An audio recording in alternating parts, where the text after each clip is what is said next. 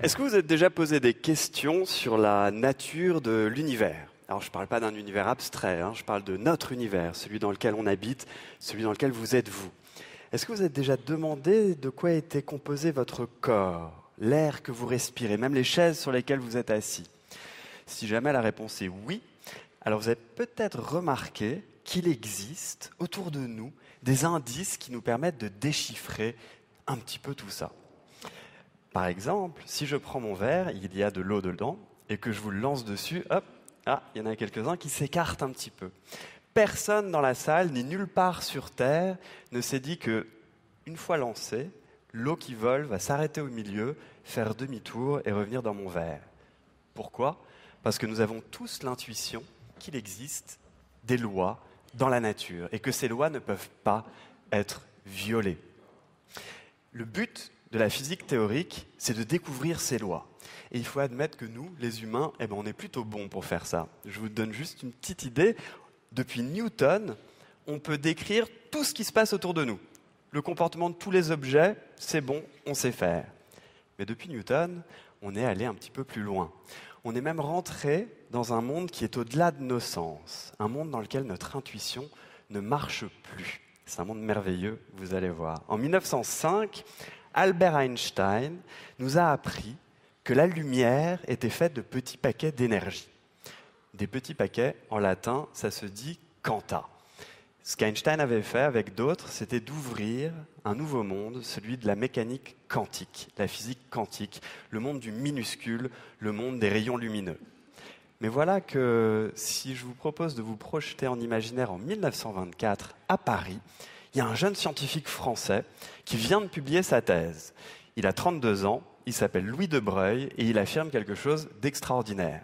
Calcul à l'appui, il nous dit que finalement, lumière et matière, cette lumière qui est autour de nous et cette matière dont vos corps sont faits, ne sont pas si différents que ça. La matière elle-même est faite de petits paquets d'énergie. Donc la matière elle-même obéit aux lois du monde quantique. Rien que pour ça, De Broglie a vécu le rêve de tous les doctorants de la planète, à savoir recevoir 7 ans plus tard le prix Nobel pour sa thèse. C'est quand même pas mal. Un des pères fondateurs de la physique quantique s'est immédiatement emparé de cette idée et il s'est mis cette tâche d'essayer de découvrir, grâce à ça, le fonctionnement de l'ensemble du monde du tout petit. Et figurez-vous qu'il a réussi. Il a trouvé une équation qui s'appelle l'équation de Schrödinger, qui décrit la façon dont se comportent toutes les particules de notre univers. Il a un petit peu fait, si vous voulez, pour le monde du minuscule, ce que Newton avait fait pour le monde qui nous entoure. Si vous tirez une flèche, Newton vous dit où elle va tomber. Si vous lancez une particule, Schrödinger vous décrit ce qu'elle va devenir. Manque de peau, les particules, dans le monde du tout petit, c'est pas comme des flèches, c'est même pas comme des petites balles. Il faut à la place imaginer une sorte de nuage avec plein de mini-balles partout, qui sont soit là, soit pas là, qui existent, qui n'existent pas, qui sont superposées en même temps et qui sont un petit peu partout. L'équation de Schrödinger nous décrit comment ce nuage-là va évoluer dans le temps. Et ce qu'il a trouvé est extrêmement bizarre. Pour vous donner une idée de ce que cela voudrait dire dans notre monde à nous, il a conçu une expérience de pensée qui s'appelle l'expérience du chat de Schrödinger. L'expérience, la voici. Dans cette boîte, il y a un chat.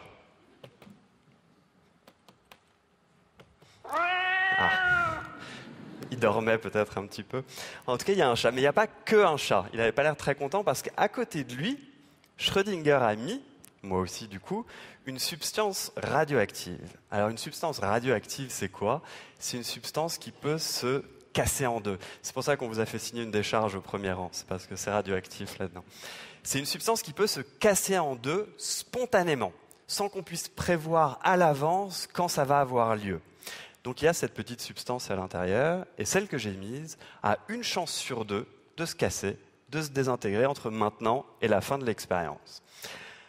Mais il n'a pas fait que ça, Schrödinger. À côté de cette petite substance, il a mis un dispositif aussi ingénieux que sadique, qui fait que si jamais la substance se désintègre, un poison est libéré et le chat meurt.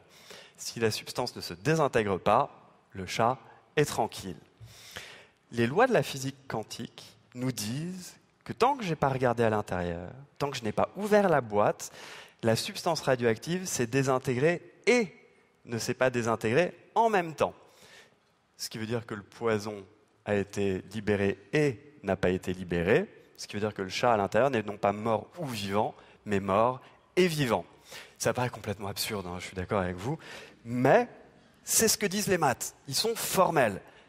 Si les lois de la physique quantique telles qu'on les connaît sont valides, Schrödinger, avec son équation, dit qu'il y a là-dedans un chat à la fois mort et vivant. Je vous propose qu'on vérifie tout de suite. Ah, déjà il n'est pas mort, c'est déjà bien, mais figurez-vous qu'il n'y en avait qu'un, comme vous y attendiez peut-être. Alors vous êtes peut-être aussi rassuré que le chat soit vivant et non pas mort, mais figurez-vous que moi ça me perturbe beaucoup qu'il n'y ait qu'un seul chat à l'intérieur. Parce que je crois aux maths, je crois à la physique qui est derrière, et si les maths disent qu'il devrait y avoir 2 chats à l'intérieur, la question c'est, il est passé où le chat mort? Il devrait être là, il n'est pas là, il est où? On peut croire ça aussi absurde, mais des scientifiques sont payés pour essayer de répondre à cette question. Et ils ont même été payés pendant des années. Schrödinger a fait cette expérience de pensée, il l'a publiée en 1935. Pendant une dizaine d'années après ça, même presque 20 ans, quasi tous les scientifiques de la planète ont cherché le chat mort. Jusqu'à ce que un jeune Américain du nom de Hugh Everett III arrive avec une solution complètement hallucinante. Il s'est dit que si Einstein et De Broglie ont raison, ce qui semble être le cas, donc la matière et la lumière sont quantiques, donc vu que notre univers entier est fait de matière et de lumière, il n'y a absolument aucune raison que l'univers tout entier ne soit pas lui-même quantique. Et donc, une superposition d'états lui-même, dans lequel il y a plein de possibles. Ce qui veut dire, c'est que au moment où j'ai ouvert la boîte, les 2 chats étaient dedans avant, et au moment où je l'ai ouvert, notre univers tout entier s'est scindé en 2. Dans un des 2, celui dans lequel on vivait nous, le chat était vivant. Dans l'autre, le chat était mort. Cet univers-là, c'est un univers parallèle au nôtre qui va vivre sa vie ad vitam aeternam. On m'a dit qu'à la fin d'un de ses cours sur la physique quantique, Einstein a dit à ses élèves « Si vous m'avez compris, c'est que je n'ai pas été clair. » Eh bien, Hugh Everett III n'a pas eu le prix Nobel pour avoir publié ce papier pour sa thèse. Au contraire, il a abandonné la physique en se disant « C'est n'importe quoi ». Pourtant, il avait peut-être raison. Mais pour vérifier ça, à son époque, il aurait fallu pouvoir voir des atomes un par un, les voir dans des états superposés, et les expérimenter et les regarder. À son époque, expérimentalement, c'était complètement exclu. Mais pas à notre époque. À la fin des années 1990, dans les laboratoires de l'École normale à Paris, l'équipe du professeur Serge Haroche a réussi l'exploit de créer une expérience dite du type chat de Schrödinger. Pas avec un chat, mais avec des atomes, des gros atomes et de la lumière. Et ce qu'il a vu dans son expérience, c'est que les atomes étaient dans des états superposés, l'équivalent d'un chat à la fois mort et vivant. Et il a même vu un de ces 2 états disparaître pour n'en laisser plus qu'un et donner d'une certaine manière naissance au monde auquel nous, on est habitués. Cette expérience-là lui a valu, il y a 3 ans, le prix Nobel de physique. On est parti de 1924 avec le prix Nobel de Louis de Broglie. On est arrivé en 2012 avec le prix Nobel de Serge Haroche en suivant une idée qui nous a fait traverser une époque et des territoires. Pourquoi est-ce que je vous ai raconté tout ça? Pourquoi est-ce qu'on a suivi les élucubrations de tous ces scientifiques à moitié fous qui annoncent que des chats sont à la fois morts et vivants, qu'il y a des univers parallèles partout? Est-ce que ça nous sert à quelque chose? Honnêtement, je comprendrais très bien que vous ne compreniez pas du tout pourquoi on se finance la recherche. Mais il se trouve que vous auriez tort. Des découvertes de De Broglie et de l'équation de Schrödinger sont nés tous les objets que vous utilisez aujourd'hui. Les ordinateurs, les téléphones portables, les lasers, quasiment tous les outils médicaux que vous pouvez trouver dans les hôpitaux. Et la découverte d'Haroche, alors me demanderez-vous, figurez-vous qu'elle donne la possibilité d'une révolution industrielle, technologique. En réussissant à voir l'équivalent du chat mort et vivant, il a ouvert la voie aux ordinateurs du futur, qui s'appellent les ordinateurs quantiques. Un ordinateur quantique, c'est une machine qui utilise dans son cœur la superposition des états des atomes. Vous me suivez? Grâce à ça, ces petits atomes et ces machines sont capables de faire des calculs comme s'ils étaient simultanément dans des milliards d'univers parallèles. Ce qui veut dire qu'un seul de ces ordinateurs-là ferait ressembler quasiment l'ensemble de tous les ordinateurs qu'on a aujourd'hui à des bouliers. Ce serait aussi primitif que ça. La recherche fondamentale est une discipline qui est assez discrète, parfois même complètement silencieuse. Pourtant, elle est à la source de révolutions. Et les génies qui sont derrière peuvent naître un petit peu partout, ici ou ailleurs. Je vous donne juste un exemple. Serge Haroche, celui dont on vient de parler, est né à Casablanca, au Maroc. Il est arrivé en France à l'âge de 12 ans. Donc une petite parenthèse, si à l'époque on avait fermé nos frontières, on aurait privé la France d'un prix Nobel de physique et de ses potentielles applications hallucinantes.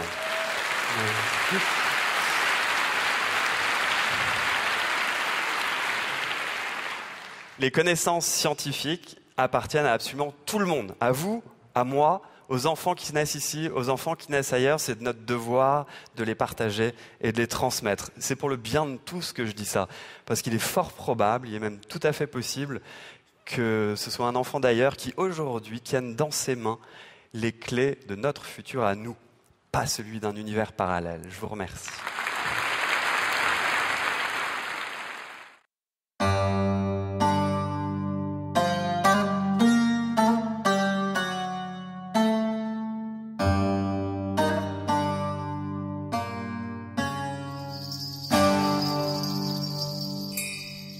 La question de l'existence d'univers multiples traverse toute l'histoire de la philosophie. On la trouve chez Anaximandre, chez Épicure, chez Lucrèce. On la retrouve à la Renaissance, chez Rabelais ou Giordano Bruno, Nicolas de Cuse, à l'âge classique, chez Leibniz, jusqu'en philosophie contemporaine, chez Nelson Goodman, David Lewis. Mais la nouveauté vient de ce qu'aujourd'hui elle fait partie, elle entre de plein pied dans le domaine des sciences dures. Je pense par exemple à la relativité générale, notre grande théorie de l'espace-temps, la proposition d'Einstein, qui montre que l'espace est une structure dynamique. Celle-ci prévoit en effet que dans le cadre de la cosmologie, c'est-à-dire de l'étude de l'univers dans sa globalité, 2 des 3 géométries possibles conduisent à un espace infini. Mais si l'espace est infini, alors les univers, compris comme les points en contact causaux les uns avec les autres, sont eux aussi en nombre infini. C'est un premier niveau de multivers. Il existe d'autres types possibles de multivers. Pensons à la mécanique quantique, la grande théorie de l'infiniment petit, qui nous montre qu'à une certaine échelle, tout devient discret, discontinu, comme si le travail d'ourdissage du réel se révélait. Qui nous montre que les particules élémentaires sont douées d'ubiquité, qu'elles sont simultanément en 2 lieux, et qui nous montre enfin qu'il faut renoncer au reposant déterminisme de la physique classique. Eh bien, cette mécanique quantique, dans une certaine interprétation, dite de Everett, conduit aussi à un lot d'univers multiples. Parce que quand un système quantique, simultanément dans plusieurs états, interagit avec un système classique, alors pourrait se produire un embranchement en univers parallèles. Revenons à la cosmologie, à l'étude de l'univers. On sait que dans les premiers instants, certainement a eu lieu une phase inflationnaire, c'est-à-dire que les distances ont été exponentiellement décuplées. Mais quand on la regarde de près, l'inflation ne conduit pas à un univers bulle, mais à un chapelet, à une multitude, peut-être une infinité d'univers bulles découplés les uns des autres. Par ailleurs, la très spéculative théorie des cordes est aujourd'hui une des meilleures approches de tentative de description globale des interactions.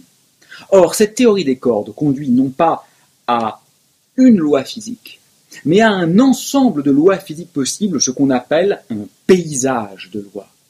Quand on conjugue l'inflation avec la théorie des cordes, c'est un multivers fascinant qui émerge, des bulles, où non seulement les phénomènes différeraient, mais où également les lois, c'est-à-dire les régulateurs, ce qu'on croyait précisément invariables, pourraient changer d'un monde à l'autre.